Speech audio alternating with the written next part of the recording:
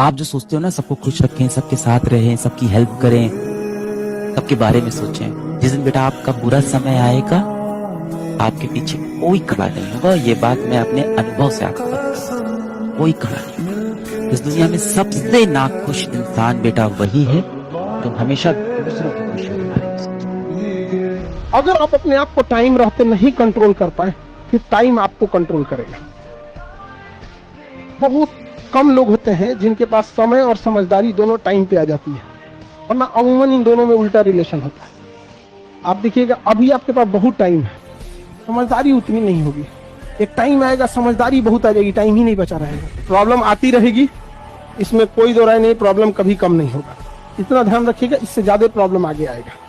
और जब तक जिंदा हैं तब तक निंदा होगी। इंसान अच्छा था ये सुनने के लिए मरना पड़ेगा। हमेशा बच्चों से बोलता हूँ कि अपने सपने हमेशा अपनी औकात से ऊपर देखो, एक दिन देखना तुम्हारी औकात तुम्हारे सपनों से बड़ी बन जाएगी। लोग आपको आज ताने देंगे तो आज आप किसी को जवाब मत दीजिएगा, शांत रहिएगा। लड़ाई बड़ी है हमारी, इसलिए मौन है हम। एक दिन हमारी सफलता तुम्हें बता देगी कि कौन है हम। लो कुछ भी कहीं भी इस चीज को कमी कर लो, पर पढ़ाई पे कमी मत करना, क्योंकि बेटा लाइफ अच्छी बनाने के लिए पढ़ाई बेसिक नीड है। कल अगर भविष्य अच्छा बनाना है ना तो आप बेशक नॉर्मल कपड़े पहन लेना, कोई तुम्हारे कपड़े नहीं देखेगा। यहाँ तुम 4 टी-शर्ट में पूरा साल काट दो, किसी को मतलब नहीं है। लेकिन आज से 5 साल बाद अगर तुम सोचो कि 2 टी-शर्ट में मेरी जिंदगी कट जाएगी तो बहुत टफ होगा। इसलिए मेहनत करो, 100 डेज का टारगेट बना लो। अगर 0 हो तब भी बहुत मेहनत करके अचीवमेंट हासिल की जा सकती है। और इसी बात पे किसी ने क्या खूब कहा है कि लगी आग मेरे घर में तो अब बचा ही क्या है, और बच गया अगर मैं तो जला ही क्या है। सारे महल खड़े कर दोगे तुम अगर तुम खुद में सक्षम हो, तुमने खुद को संभाल के रखना है, क्योंकि इस दुनिया में कोई संभालने में नहीं आएगा, ये तुम ही हो जो खुद को संभाल के रखोगे।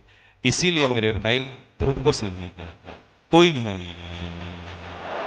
आज के लिए इतना ही। जब भी आपके दिमाग में ख्याल आए कि कल करता हूं, समझ लो कि छिटक रही है सफलता धीरे धीरे दूर दूर। कल इस दुनिया में कभी किसी का आता नहीं है सर।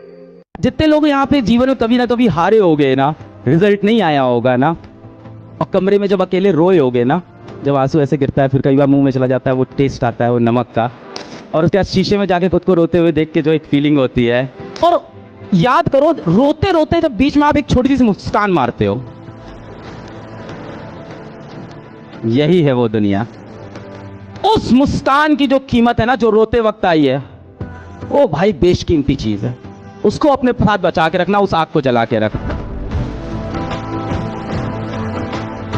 मैं सोच भी बदलता हूं, मैं नजरिया भी बदलता हूं, बदलता नहीं कुछ तो मैं लक्ष्य नहीं बदलता हूं, उसे पाने का पक्ष नहीं बदलता हूं। अब तुम्हारे कम से कम 20 रिश्तेदार होंगे। अब हर रिश्तेदार के लड़के के मुंडन में जाओगे तो खत्म। और रिश्तेदारों का काम क्या ये कहना भैया नहीं आओगे तो हम बुरा मान जाएंगे। मान जाओगे कहा बिगाड़ लोगे। फिर आएंगे तुम्हारे बच्चे को दे देंगे 5100 रुपया कि बेटा आ नहीं पाए थे मुंडन में, वो पापा कहने लगेगा तुमको। एक बात मुझे बड़ी अच्छी लगी कि जो लोग अपनी हार पे रोते हैं, वो खिलाड़ी जो अपनी हार पे आंसू बहाता है, वही खिलाड़ी जीत के आंसू का हकदार होता है। राइट, जो अपनी हार पे आंसू बहाता है। आज से 6 महीने पहले जब हार गए, जब हम वर्ल्ड कप हार गए 50-50 वाला, तो सब लोग रो रहे थे, प्लेयर्स रो रहे थे, खिलाड़ी रो रहे थे, और काफी रो रहे थे सब। और देखिए हार में कौन रोता है? जिसको ये पता था कि जीत मेरी थी। आप हार में कब रोएंगे? हर इंसान अपनी हार पे नहीं रोएगा साहब, हर इंसान अपनी गरीबी पे नहीं रोता, हर इंसान को रोना नहीं आता। क्यों? क्योंकि रोते आप तब हैं जब आपसे आपकी कोई चीज छीन ली जाए, जब आपको लगे ये चीज मेरी थी, मेरी होनी चाहिए थी, और आपको ना मिले, तब रोना आता है, तब आंसू आते हैं। और 6 महीने पहले जो आंसू हार के थे, 6 महीने बाद वही आंसू जीत के हो गए। जिस जिंदगी का एक सेकंड बाद का अता पता नहीं है, भरोसा नहीं है, कल सुबह में उठूंगा भी या नहीं ये भी नहीं पता है, और मैं ऐसी जिंदगी जी रहा हूं जो 10 साल बाद मैं ये बन जाऊंगा, 18 साल बाद मेरी प्रमोशन ये होगी, मैं सेक्रेटरी बन जाऊंगा या मैं हाई कोर्ट का जज बन जाऊंगा।